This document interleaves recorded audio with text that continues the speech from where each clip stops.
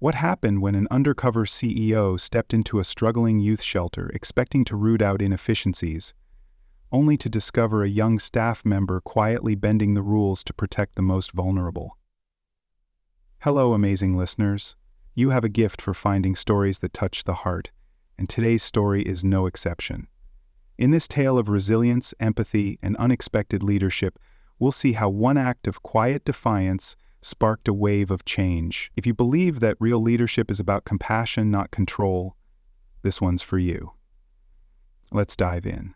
The morning chill hung low over Riverside Animal Shelter as Dr. Morgan Hale stepped off the bus, his appearance nothing like the polished executive who usually sat in city boardrooms. Dressed in secondhand coveralls and a worn hoodie with a name tag reading Mo, he looked every bit the part-time janitorial hire he claimed to be. To most, he was invisible, which was exactly what he needed. For 10 years, Morgan had overseen animal welfare across the region, building his reputation on efficiency and innovation. But lately, troubling reports had surfaced: rising euthanasia rates, low staff retention, and whispers of mistreated animals and manipulated paperwork. On paper, the numbers still looked acceptable, but Morgan trusted his instincts. Something was off. So instead of launching a formal review, he'd opted for something bolder: a quiet return, undercover, into the very shelter he once helped fund. As he pushed open the back entrance and stepped into the buzzing chaos of early morning intake, no one looked up. The staff were busy wrangling leashes, answering phones, and organizing crates of donated supplies. From the corner office, he heard a gruff voice barking orders, likely the manager, Terry Malone, whose name had come up in multiple flagged complaints. Morgan kept his head down, grabbed a mop from the utility closet, and started cleaning near the kennels, ears wide open. This wasn't about catching anyone in the act. It was about understanding the daily rhythm of the place, the cracks in the system that spreadsheets never showed. Within moments, he spotted a young technician with kind eyes and grease-streaked scrubs, crouching to comfort a trembling terrier. No clipboard, no timer, just empathy. Morgan noted the name stitched on his badge, Luca Marquez. He didn't know it yet, but that kid might be the key to everything. As Morgan swept past the front desk and watched Luca calm the animal with a soft whisper and gentle hand, he thought, if there's still heart here, I'll find it. And if it's been buried, I'll dig it out. Later that afternoon, Morgan wheeled a trash bin past the intake office just as a tense exchange caught his attention. A woman in her late 60s, clutching a battered cat carrier, stood nervously across from the front desk. Her voice was low but shaky. "He's 15. I can't afford the medication anymore. I was told you might—" Her sentence trailed off as Terry Malone appeared behind the desk, all rolled up sleeves and impatience. "If you're surrendering, sign the form," he barked. "We don't do geriatrics. No adoptions for anything over 10 years old. The cat goes into the 48-hour hold, then euthanized. That's policy." Morgan froze, heart lurching. The woman's face paled, her hands tightening on the carrier's handle. "But he's healthy. Just arthritis. I was hoping someone—" "You were misinformed," Terry cut her off, already turning away. "You want mercy? Go find a saint. We're full." The woman hesitated, then slowly backed out the door, tears streaking her weathered cheeks. Morgan's fists clenched inside his gloves. He wasn't here to blow his cover, not yet, but this was the second red flag in a single day. As he turned to wheel the bin toward the back kennels, he passed Luca, who had witnessed the same scene from the hallway. The younger man's face was tight with frustration. "We could have taken the cat," Luca muttered under his breath. "We always used to make room." "New policy?" Morgan asked carefully, masking his true identity. "More like Terry's version of population control," Luca replied, not meeting his eyes. "Keeps the numbers tidy. Management calls it streamlining. I call it giving up." Morgan said nothing, but the words hung heavy between them. This wasn't a staffing issue. It was a values issue. Somewhere along the way, compassion had been replaced with convenience, and no one in power seemed to care. Morgan continued down the corridor, every step confirming what he feared. The shelter had lost its soul, and it was going to take more than a mop to clean it up. 2 days later, Morgan found himself restocking the supply shelves when he overheard hushed voices near the break room. Peeking around the corner, he caught a glimpse of Luca slipping a small brown vial into his backpack.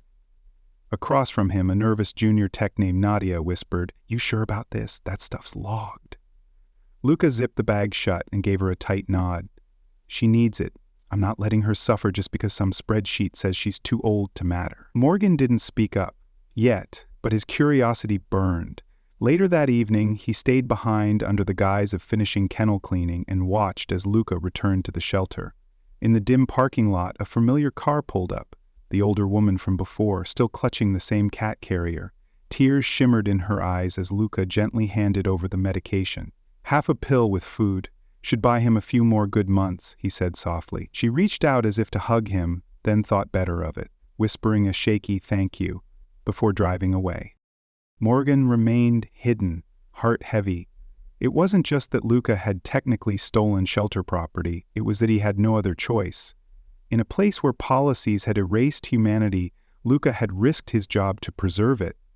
Compassion had become a liability here, and Morgan now understood the true cost: silence, secrecy, and sacrifice. This wasn't about a single cat or one good tech, it was about a system that punished empathy and rewarded apathy. And if nothing changed, Luca wouldn't be the only one breaking the rules for the right reasons. He'd just be the first to get caught. The following morning, Morgan arrived early, donning his scrubs and blending in as just another overnight hire. But now, every glance he cast around the animal shelter came with new awareness. The fluorescent-lit halls felt colder, the quiet more tense. He began noticing how the other techs moved. Shoulders slightly hunched, conversations clipped, laughter non-existent. At one point, he overheard Nadia whispering to another staff member about a mix-up with the food delivery. "Just mark it as a vendor error," she muttered, glancing around. "If Zeke finds out, he'll have us mopping kennels for a week." The other tech didn't even argue, just nodded and walked away. Zeke, the shift supervisor, arrived not long after, barking orders and glaring at anyone who hesitated. When one of the new volunteers asked a question about cleaning protocol, he waved her off with a grunt. "If you can't handle a mop, you don't belong here. No encouragement, no guidance, just cold efficiency and the constant threat of being replaced." Morgan watched as Luca quietly corrected the volunteer's grip and gave her a reassuring nod, but even that act earned a sharp look from Zeke. Later that day, during lunch in the back hallway, Morgan sat beside an older kennel tech named Carla, who chewed her sandwich in silence. "Always this quiet?" he asked gently. She gave him a dry smile. "We don't talk much around here. Talking gets you noticed, noticing gets you reprimanded." Her words stuck with him long after the shift ended. This wasn't just a disorganized workplace. It was a place ruled by fear. People weren't just avoiding mistakes, they were hiding from accountability. And it was clear the staff had learned to survive, not thrive. Morgan leaned back against the kennel door as a dog barked in the distance. The shelter didn't just need better management. It needed air. It needed trust. And more than anything, it needed leaders who actually gave a damn. The more he saw, the more certain he became. If things stayed this way, the best people would either break or disappear entirely. The breaking point came on a rainy Tuesday afternoon. The kennels were near capacity and the sound of barking echoed through the halls like a warning siren. Tensions were already high when a frightened husky mix named Daisy arrived. Emaciated, skittish, and trembling, Luca gently coaxed her from the intake crate, whispering softly as he wrapped her in a towel, her ribs clearly visible. "We'll get you fed, sweet girl," he murmured, his voice barely audible over the storm outside. But no sooner had he carried her toward the exam room than Zeke intercepted him. "Put her in the back. She's not a priority," Zeke barked, barely glancing at the shivering dog. "Medical's busy with adoptions." Luca hesitated. "She's underweight." "Severely, she needs fluids." Zeke stepped forward, towering. "Do you want to go on a report again, Luca?" Morgan, mopping nearby, froze mid-motion. He watched as Luca's jaw clenched, the kindness in his expression giving way to something deeper, something breaking.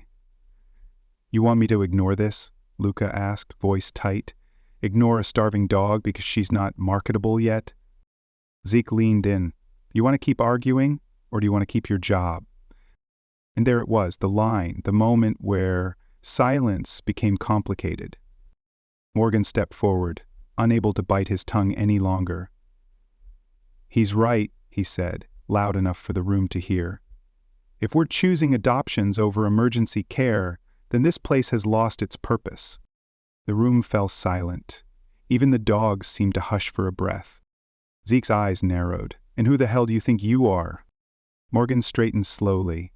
"Someone who cares more about the animals than your quota." Luca didn't say a word, but the look he gave Morgan said everything. For the first time in a long time, someone had spoken up. The ripple was small, but at that moment, it cracked something wide open. The staff nearby paused, watched, and listened, and quietly, a shift began. That evening, after the shelter had quieted down and the storm outside softened to a drizzle, Morgan found Luca sitting cross-legged in the supply room, organizing medical wraps with meticulous care. The tension from earlier still lingered in the air like static. Morgan hesitated at the doorway before speaking. "Hey," he said gently, "you all right?" Luca looked up, surprised, but nodded. "I'm used to it." "Well, you shouldn't have to be," Morgan replied, stepping inside. "I saw what you did for Daisy. You were willing to take a hit to protect her." Luca gave a small shrug. Someone had to. There was a beat of silence before Morgan exhaled. "I think it's time I tell you something." He reached into his backpack and pulled out a folded document, placing it on the metal shelf between them. It was an employee performance review. One with Morgan's real name. Morgan Hale, co-founder of Havenheart Rescue Network. Luca blinked, confused. "Wait, you're the guy who started this place?" "I was. I stepped away a few years ago when we expanded," Morgan said softly. "But lately I've been hearing things, so I came back, undercover. I needed to see the truth myself." Luca stared at him in stunned silence. "I've been watching," Morgan continued, "and what I saw was someone doing everything this place was built for, even when the rules got in the way." Luca finally found his voice. "So what now?" Morgan offered a quiet smile. "Now, we fix it. Together." In that small cluttered room filled with boxes and silence, something shifted. Not just trust, but momentum. The masks were off, the truth laid bare, and for the first time in weeks, Luca didn't feel alone in the fight. The next morning, the shelter felt different, subtle but undeniable. The usual drone of tired staff dragging through the motions had a new undercurrent of anticipation. Luca arrived early, not knowing what to expect, but as he stepped through the door, Morgan was already there, clipboard in hand and sleeves rolled up, helping a volunteer fix a broken kennel latch. No pretense, no commands, just hands-on leadership. Word had spread fast. Some whispered in disbelief, others in quiet hope. The co-founder was back, and things might actually change. Morgan called a brief team meeting in the central common area. Volunteers and staff gathered, skeptical but curious. "No speeches," he said, "just the truth.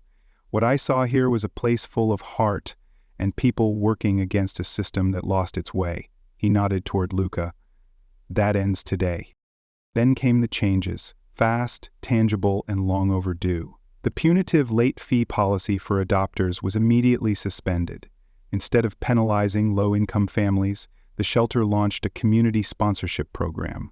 Morgan also introduced an anonymous feedback board for staff, with Luca quietly assigned to oversee it, not as a punishment, but as trust earned. During lunch, a staff member who had once avoided Luca approached him. "You really weren't the problem," she admitted. "I think I just didn't want to see how bad it had gotten." Luca gave a quiet nod. He wasn't used to apologies, but he appreciated this one. By the end of the week, the energy at Havenheart had shifted entirely. Dogs barked with less urgency, as if sensing the tension had eased. Volunteers worked longer shifts without being asked. And for the first time in months, a new family walked through the doors, not because they had to, but because word was spreading. This was a shelter that cared. Just as Havenheart began to regain its rhythm, a familiar face reappeared at the reception desk. Silas, the former operations manager, stood with a smug expression and a clipboard tucked under his arm. "Just stopping by," he said, voice oily with false charm. Heard the place is under new leadership. Luca, now officially recognized as part of the revised leadership team, felt his chest tighten. Morgan approached from the side, eyes sharp, tone neutral. We're restructuring. Didn't think we'd see you back. Silas scoffed. I still know this place inside out. I could help, for the right role. He flashed a crooked grin. Besides, I know where the donor files are buried. You might need someone with my experience. Luca's hands clenched. He remembered too well the dismissals Silas made, the fear he instilled. It would be easy, maybe even strategic, to let him in, to take the shortcut. But Morgan turned to Luca. Your call, he said. This is your house too now. Luca faced Silas squarely. We're not going backward, he said, voice steady. We don't need threats or shortcuts. We're rebuilding this place with honesty and compassion, something you never valued. Silas smirked but said nothing. When he realized no offer was coming, he turned and walked out. This time no one followed. Weeks after Silas's failed return, Havenheart carried a new energy. No longer just a shelter, but a space shaped by purpose and mutual respect. Morning light streamed through freshly cleaned windows, landing on bulletin boards now filled with artwork, job postings, community announcements, and handwritten notes of encouragement. The reception desk, once a place of cold rules and silence, now welcomed each guest with warmth. Luca stood behind it, clipboard in hand, answering questions and guiding newcomers through intake with a quiet confidence that had once been buried under fear. Morgan watched from a distance, nodding with pride. His role had shifted from distant oversight to active mentorship. He met weekly with Luca to co-develop programs, review policies, and plan sustainable changes. They had restructured the support team, brought back 2 staff members who had quit under Silas's tenure, and launched a peer leadership initiative where long-term residents could help new arrivals navigate their first weeks. What once felt like survival now felt like momentum. Volunteers returned, donors renewed their interest, and a local cafe even partnered to provide weekly breakfasts. One afternoon, a teenage girl who had arrived quiet and withdrawn weeks ago performed a spoken word piece in the courtyard, her voice shaky at first, but growing with each verse. The applause was thunderous. Later that evening, Morgan and Luca sat on the front steps, sharing a coffee. You know, Morgan said, I built this place thinking policies would hold it up, but it turns out people did. Luca smiled. Policies didn't sit with the grieving or save the intake logs from crashing. People did that. And as dusk settled over the courtyard, the hum of conversation, laughter, and shared meals filled the space. Havenheart had been reclaimed, not just as a building but as a true community. A place where people were no longer just surviving, but beginning to live again. As the seasons shifted and the leaves turned gold around Havenheart, Morgan found himself lingering at the edge of the courtyard more often, watching the life that pulsed through the shelter he had once feared was lost. It was in the small moments, a shared laugh between volunteers, a former resident returning with job news, a child scribbling chalk hearts on the pavement, that the full weight of the transformation settled on him. What had begun as an undercover investigation to root out failure had become a journey back to purpose. Luca had grown into his role with grace, balancing firmness with deep empathy. Under his quiet leadership, policies no longer felt like fences but like bridges. Residents stayed longer, not out of necessity but out of choice, because they felt safe, seen, and valued. Morgan had always believed in metrics and sustainability, but he had learned that compassion wasn't a soft concept, it was a structure in itself, strong enough to rebuild an entire culture. One crisp morning as he walked past the new mural painted on the wall by residents and staff together, a colorful burst of hands reaching upward, Morgan paused, hand resting over his chest. He no longer wondered whether he belonged in this place, he knew. Havenheart didn't need a perfect leader, it needed someone who remembered why it had been built in the first place. And for the first time in years, Morgan felt something settle quietly in his bones, not pride, but peace. The story of Havenheart teaches us that real leadership isn't about rules, titles, or polished reports. It's about seeing people, listening to what's unspoken, and choosing compassion even when it's inconvenient. Morgan's undercover journey began as a mission to root out inefficiencies. But what he found was far deeper, a culture starved of trust, led by fear, and held together only by the quiet courage of people like Luca. Through witnessing small acts of humanity, a shared sandwich, a protective word, a late-night refill of supplies, Morgan realized that integrity doesn't shout. It shows up quietly and consistently, even when no one's watching. By empowering those who led with heart instead of ego, Morgan didn't just fix policies, he restored purpose. The lesson is clear. People flourish when they're trusted and valued. Systems only succeed when they reflect the humanity they serve. In the end, Havenheart was never saved by a policy manual. It was saved by empathy, honesty, and the decision to lift people up instead of pushing them down. And that's a lesson every organization, every leader, and every one of us can carry forward. When you lead with heart, change becomes not just possible, but lasting.